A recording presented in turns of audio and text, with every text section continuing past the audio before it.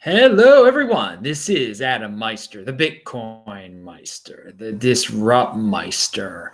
Welcome to Today in Bitcoin. Today is March the 13th, 2017. This is the home of cryptocurrency straight talk, no fancy setter graphics, just information. Hey, I hear it's going to snow on the East Coast. That's why I get out of the country and I'm in Portugal. Hey, thanks for the Bitcoin. You know who you are. That was very generous. Thank you. Hey, I will chat with you guys after. I see you guys are in the chat right now. Hello, Josh. Hello, Jason, everyone that's in there. And I will be there at the end. Hey, there's lots of material to cover today. I have so much. There's extra for Tuesday. So Wednesday at 11 a.m., Jayant Bandari will return to the show, so mark your calendar. Wednesday at 11 a.m. Eastern Standard Time. Hey, I linked below to the Wealth Research Group. I was just on their show. I linked to Sunday's show. And I had to do two shows yesterday. The first one, the sound was horrible, and then I just made a new one afterwards. That's how dedicated I am to this. I love you all. But both of them are up there. Just watch the second one, though. The Hawaii show. I want everyone to check that out, too. That's linked to below. So today was a day of altcoin madness. Just madness. I mean, you saw those prices go wild. And I know I sound like a party pooper, some of you. I'm just not impulsive, okay? You can't be impulsive and jump in on some of these things. You're going to get burnt. Buy and hold Bitcoin, think long-term 2020. Anyway, I mean, some examples of the craziness of today. The Ethereum trading volume was $250 million. I mean, that's above what Bitcoin is on some days. Just crazy. And I keep on hearing people on this channel and on other channels in the comments section, Dash will pass Bitcoin. Calm down, people.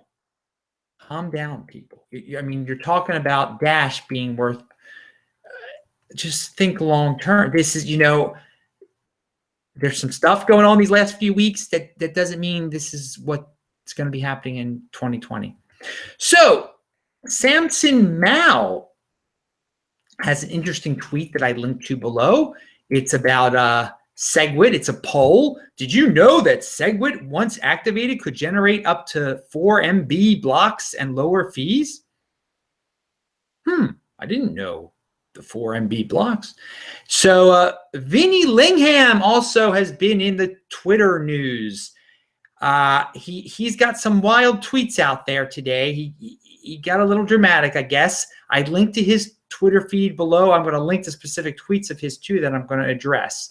But he is basically saying that there is currently in the crypto space an altcoin bubble. Now, is that outrageous to say, guys? Now, the way he said it might have been a little over the top, and I think it got some people angry or confused.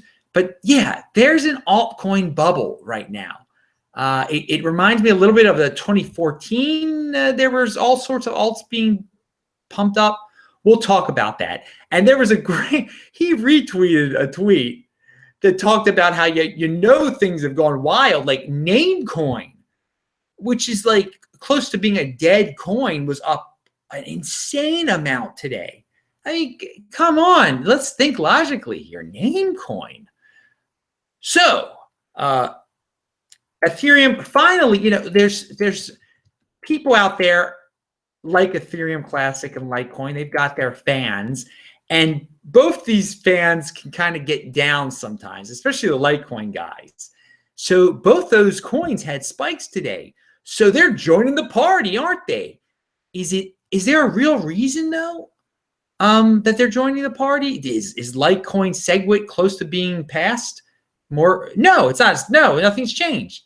There is no real reason. It's sheer speculation on both of them. So again, they just joined this party of wild prices going up. I mean, every one of them could lose all the value that they've gained through all this stuff. Monero also went up. So they're all going up. And I want to be clear about this, okay? This is going to end very badly for many people, just like in 2014 with Quark. I mean, think Quark, people. Don't think about altcoins about to hit $100. Think Quark. Some people are going to come out okay with this, okay? Maybe some altcoins will stay okay. But today, all the altcoins, I'm not talking about just the top 7, they all were going wild. Number 28, I mean, just random ones you can pick. We're going wild. Think Quark here. This is not, don't jump into these things that you have no idea about just because, oh, that one looks hot, and I don't think anyone's noticed that one yet, so it's about to go up 100%. Please, just don't. People are going to get hurt, and I know a lot of you are impulsive. Don't be impulsive. The Bitcoin dominance chart I linked to below. And so Bitcoin dominance has gone down from around 85%. It was below 80% at one time today. And this is partially, I mean, obviously because of all this craziness, but part of the craziness is the unprecedented double spike, a spike in 2 major altcoins at the same time. Dash and Ethereum have really gone up. And they are 2 of the major altcoins. I mean, they're number 2 and 3. And during the 2016 Ethereum spike, the Bitcoin dominance actually went a little bit lower. But if this altcoin irrational exuberance continues and a third major one spikes, we're going to get close to 77% or 75% Bitcoin dominance. But do you realize how tremendous 75% still is for one coin to dominate 700 others? And how easy Bitcoin could get back to 85% if there was a Bitcoin spike, let's say, based on something logical, not on like insanity here. Ethereum, by the way, is about 10% of the total cryptocurrency market cap. And it might be a little bit above 10% now. And Dash, and as others have pointed out, with most altcoins, you use Bitcoin to buy them, but Ethereum is not part of that group. So, I mean, you can use dollars in the United States to buy them easily. So that's something really keep in mind. Dash is 2.25% of the market cap. And then there's, a couple others that are 1% of the entire cryptocurrency market cap. And then the rest is just, but you're comparing it to like 80% with Bitcoin. But still, the Ethereum is the only one over $1 billion in market cap right now. It's over $2 billion. So Ethereum fans have some arguments here. They have some legitimate arguments about their coin being like standing above all the others other than Bitcoin. And I've said for a while, there are people who want it to be the next Bitcoin. I mean, there are corporate types out there. So is that helping fuel this, helping sustain this? We still have not hit the proof of work versus proof of stake, scandal, I'm going to say, where Ethereum is going to eventually switch to proof of stake. People don't even understand that yet. And that possible switch, which will be in the future, will be a true test of Ethereum. At least you will have some warning before that happens too. And again, let's see how high Dash is in price. Again, everyone, look how high Dash is in price right now. And that momentum that Dash feels like it has. Ethereum felt better than that pre-fork. Just put it all in perspective here. I know a lot of you weren't even around in 2016. But the way that the Dash is going right now, all these people going wild over it, saying it's going to be the next Bitcoin. That is how Ethereum felt. It felt better pre-fork back in 2016. And the potential, it felt like it could be 0.1 Bitcoin back then. It was wild. And if Bitcoin hits $3,000 this year, moving on here, if Bitcoin hits $3,000 this year, will the other coins keep up? No, I don't think they will. Will it still only be at 80% dominance? No, not at all. It'll be higher. It'll be back to 85% if it hits $3,000. Think long-term, people. If you believe Bitcoin will be $10,000 around the year 2020, and I'm not saying it will, then you really think all these altcoins can keep up? Do you really think that? Do you want to be stuck with the wrong one? I mean, you do not want to be stuck with the wrong one here. Okay, so let's move on to Coinbase. Some people have brought that up. Coinbase, if you move Bitcoin there, any amount, Coinbase to Coinbase account, if you have a friend who has Coinbase and you send your Bitcoin to that guy from your Coinbase account, there is no fee.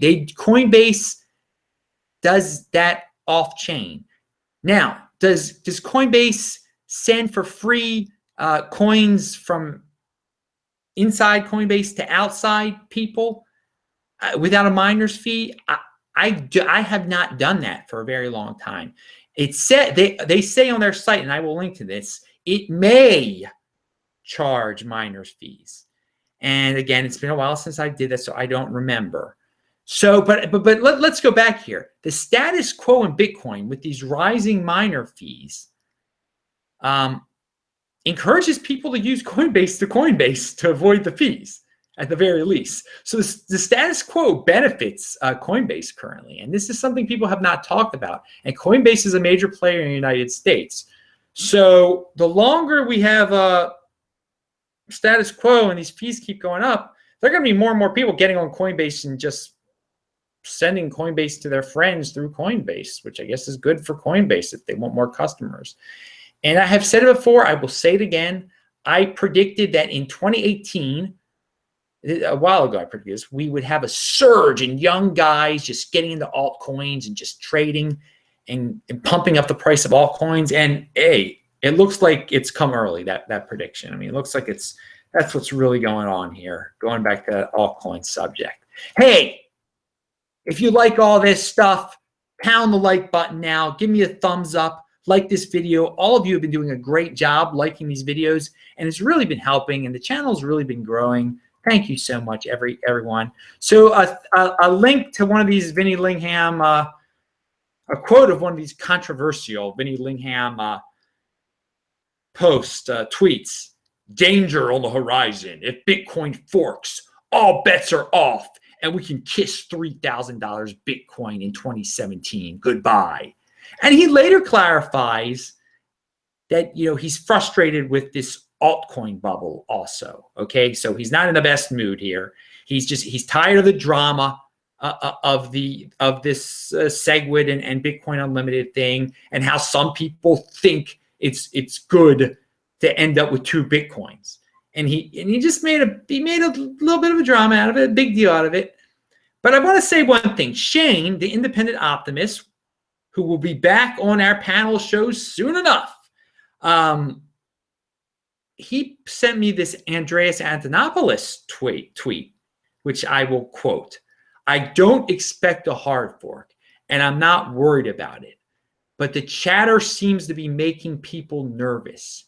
If you hold, like me, it doesn't affect you.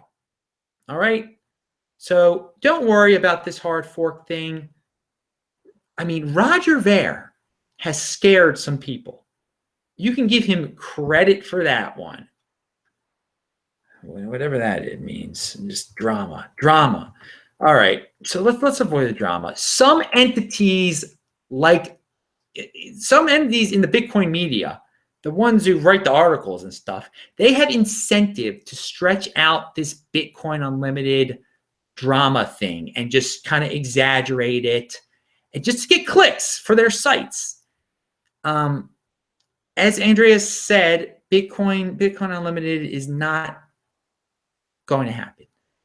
And it's not as likely to happen as some make it. And then when some people start worrying about it publicly on Twitter, they really start to scare people. And it's a cycle of drama. And I think Vinny wants to reinforce that this should never happen. Bitcoin Unlimited should never happen with all of his tweets, and that he's tired of the drama. And at the same time, he doesn't want an altcoin bubble, because it will hurt the Bitcoin name also. If there is an altcoin bubble, it hurts Bitcoin too, because people are like, oh, those other, they all dropped in value. And what's this cryptocurrency? It's nonsense. Yeah, it's all a shell game. So an altcoin bubble popping combined with Bitcoin unlimited emotional hysteria is just a nasty combination. It's a nasty combination. So I'll leave you with that note. I'll join you guys in the chat. I'm Adam Meister, the Bitcoin Meister, the Disrupt Meister. Please subscribe to this channel, like this video, share this video, spread the word. Check out the notes section below for important links to everything that I talked about. That was Bitcoin today. I will join you in the chat now. Bye-bye.